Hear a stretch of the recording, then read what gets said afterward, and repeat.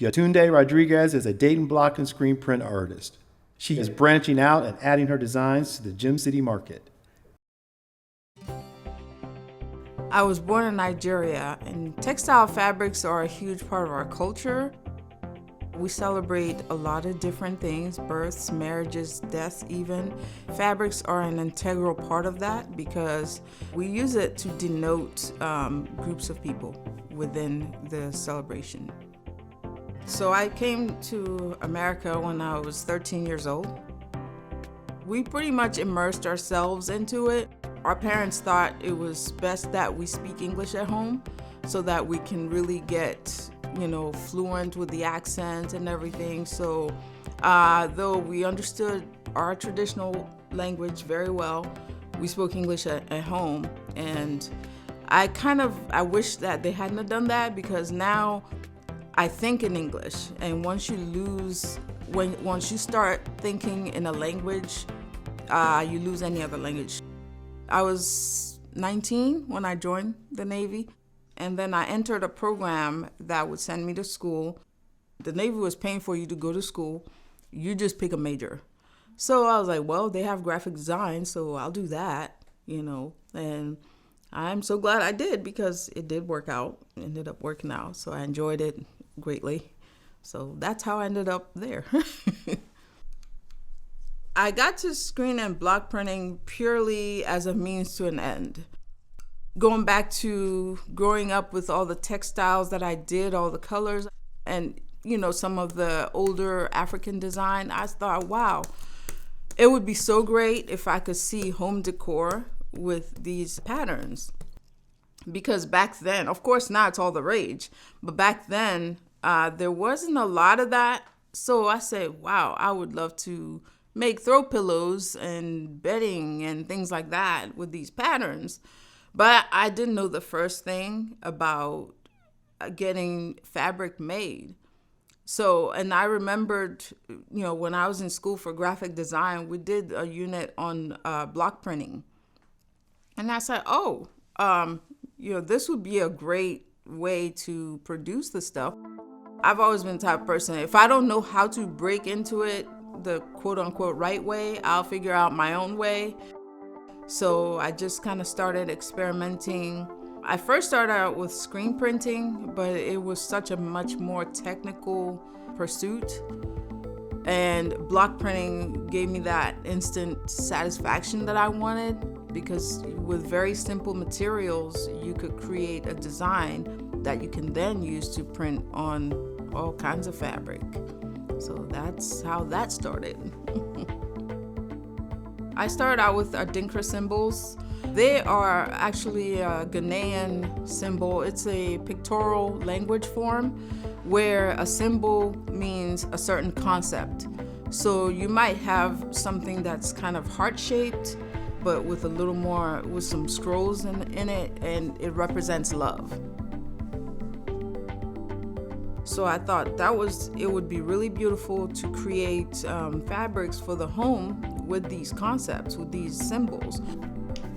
When people look at like African design, the traditional African design, they tend to only interpret it in very primitive kind of colors, to me kind of drab a little bit. So I wanted to see them in pinks and greens and just different colors like that. And also, like, I could combine symbols to make a new symbol. I could create another motif similar to that symbol, but work them into a repeating pattern.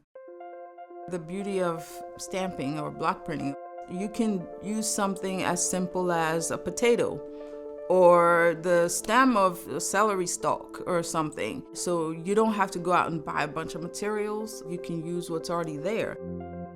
Each print is never the same, even when you use the same stamp, because if you apply pressure and you didn't get enough pressure in parts, it's going to be a little fainter. So each time you go to press, because it is human, it's never exactly the same. And I love that about it, because it gives a variation. You can pull a second print from the same stamp and have a totally different look. Something that I feel like gives it soul because it reflects the hand of the person that's making the print. With my block and screens, I've created tote bags, little pouches, little small bags. The bulk of my stuff is bags. And then I've got these fabric plant pot holders that are very popular. I sell those wholesale. I've made pillow covers, like toss pillows, curtains, bedding, tile coasters. I've painted mirrors. Just really any surface that can take a design, I'm going to try to put a design on it. So with the Gem City Market, I'd never done anything like this before, and it was very exciting. I was a little scared a little bit, like, okay, well, I know what I'm doing. And I'm really appreciative because they really took a lot of my input, working with the rest of the team, of course. We came up with the color scheme for the building, the interiors and the exteriors, the paint colors. I designed like the bathroom tile, the placement of the tile. I did the aisle markers, the little lighting at the checkouts. It was all a very integral part of the work that I supplied for them. I basically gave them about 4 or 5 designs, I can't remember. And then we decided what should go where. And, I designed also like the department signs where it says like produce or deli or whatever. So it's been a really wonderful experience. Some days I just sit here and I marvel like, wow, all this from me playing with my little foam stamps and carving my little blocks. So what's been helpful for me is to not see my work as just limited to this surface. I'm just like, wow, we really did it. This has been a long time coming. And it's just a testament to the will of the people. Now it's here. And I'm very honored to have my designs grace the building in, whatever different form it is. With this art form, for me, it's been a way to connect with my heritage and home. Cultural heritage is very important to me because it informs who you are. People who feel disconnected to their cultural heritage end up drifting. And for me, in a way, coming here at such a young age and being disconnected from it for so long, I felt torn kind of between two worlds, trying to figure out where do I fit. And remembering my heritage has been a great way for me to feel rooted.